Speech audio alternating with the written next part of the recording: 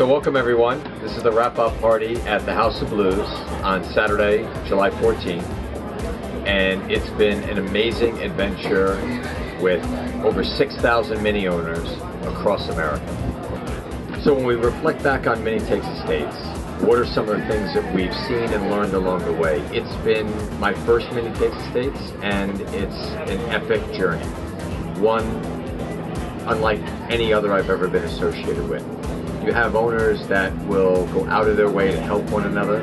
It is about community. So it's not necessarily about, hey, how much tuning did you do to the engine of your Mini? It's about how did you personalize your Mini to reflect your own personality. Denise Mueller, and I'm from Encinitas, California. I actually drove in 2 days out to Des Moines, Iowa to be able to catch Mini Takes Estates, and made it with 20 minutes to spare before the zoo event, and have been with the event ever since. What is the allure of doing something like driving from Iowa to LA with a bunch of other Mini Cooper owners? Well, we're a unique bunch, and it's an absolutely amazing family to be part of the Mini Cooper group. And coming to these events, sometimes you'd only see these people once every 2 years because they're from all different parts of the country.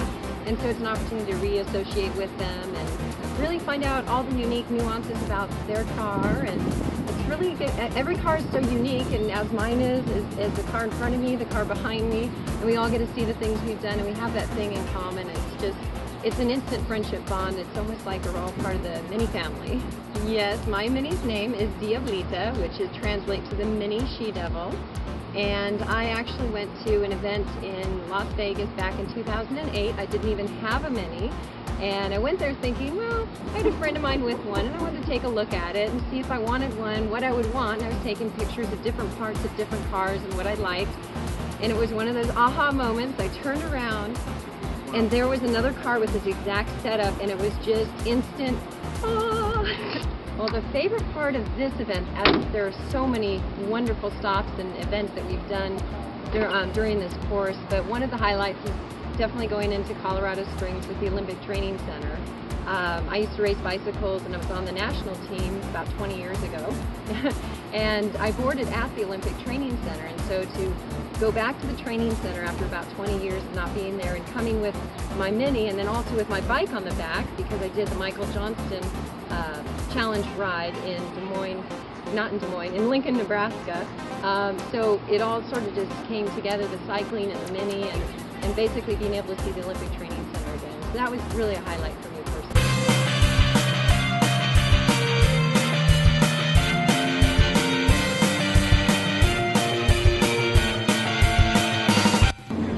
Hi, here we are in LA and down off Sunset, and we're here for the final breakfast for the Mini Takes Estates 2012. You know, a lot of people think that this rally stops here at the end of the line for all the people who went all the way, but the truth is that the Mini ownership and the Mini community continues throughout the year, every year.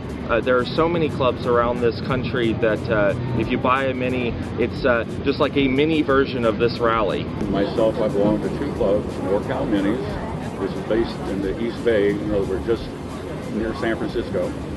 And the second club I belong to is the Redwood Empire Mini Enthusiasts, and they're in Healdsburg, California, which is about 90 miles north of San Francisco. And I sometimes do events with Shasta Minis, which is, again, up by Mount Shasta, in the Redding area. And we have all-day runs. We sometimes have weekend runs or just small runs where you meet in the morning and go to lunch, and then everyone goes their separate ways. It's a lot of fun. It's a lot of fun. It's not quite as expansive as Mini Takes Estates is.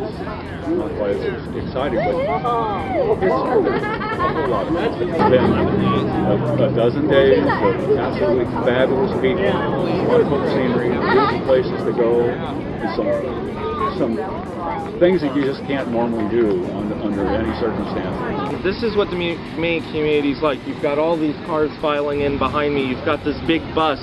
This is the excitement of being a part of the Mini community.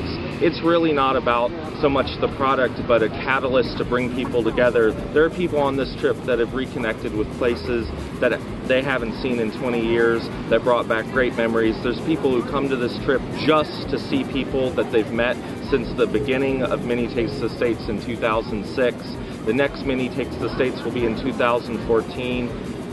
This is quite an amazing event because it's unique. It's not something you see from any other car company anywhere around the world.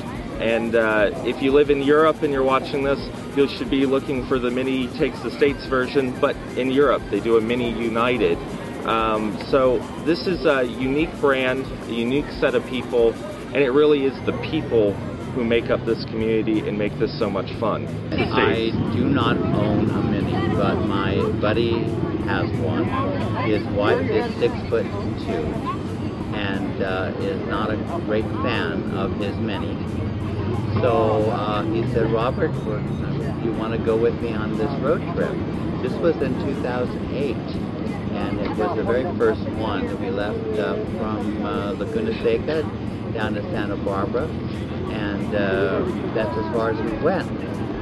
And we became so enthused with all of the group that we felt so bad having to leave them. We wanted to go along with the rest of everyone, but it was impossible. We had to get back to the Bay Area. But because of that, in 2010, we did the whole thing. We left from Treasure Island and went all the way to Denver, and that really hooked me. And you're probably wondering, well, why don't you have a Mini? Well, when I get back, I fell in love with that Roadster. So I think maybe that's going to be my next car.